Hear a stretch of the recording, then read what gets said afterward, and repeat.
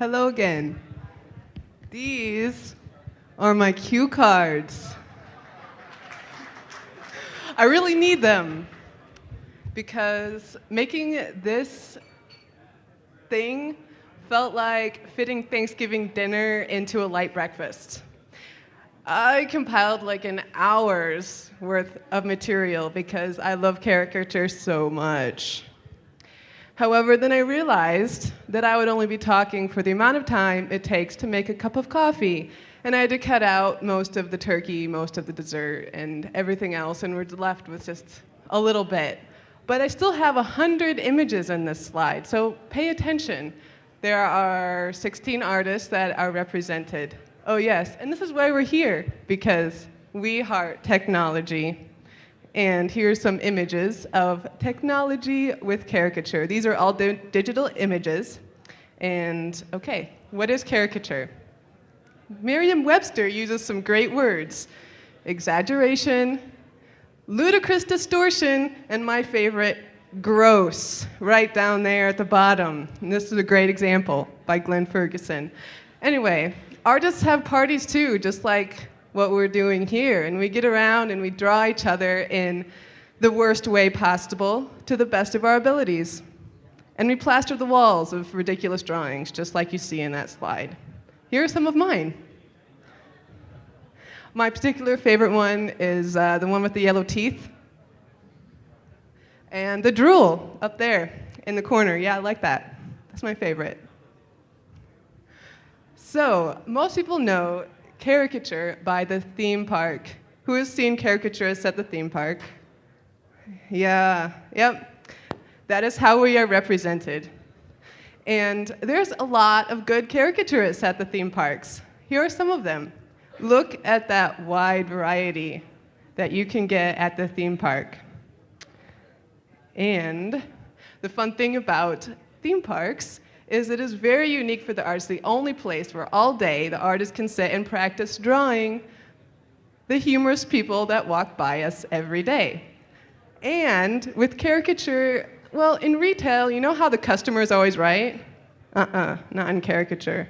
The caricaturist is always right. And has anyone ever gotten upset when they receive a drawing? Yes. Yes, they have.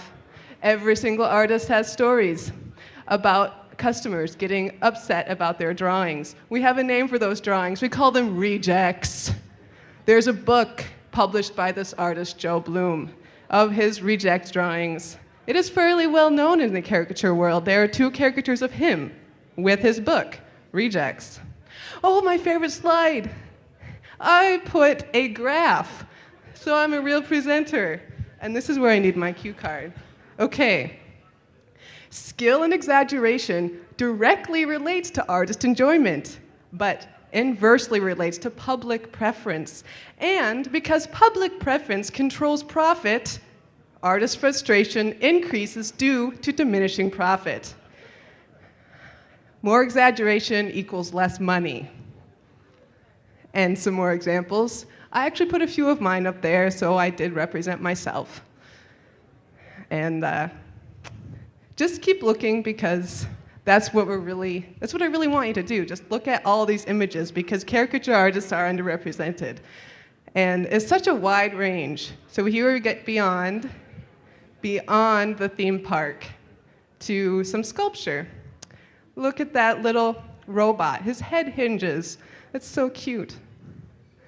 And here we get to some photorealism. We like to call those people the render junkies, because they like to render their drawings. It's very time-consuming, but it makes a great product. Here's a more cartoony style. And look at how amazing those are. Look at those likenesses. They're hilarious, dead on, and really, really funny. I love them. I really do. Here are my first attempts, by the way. Yeah, look at that sign. Look at how awesome that sign is. It is really beautiful. I'm sure all of you could do better. Every single one can do better than my first sign. I put those up strictly so that I could put this slide up and have my own work look better in comparison. I wasn't going to put my work up after all those other artists that I showed you. So, the end. Everyone get your caricature drawn.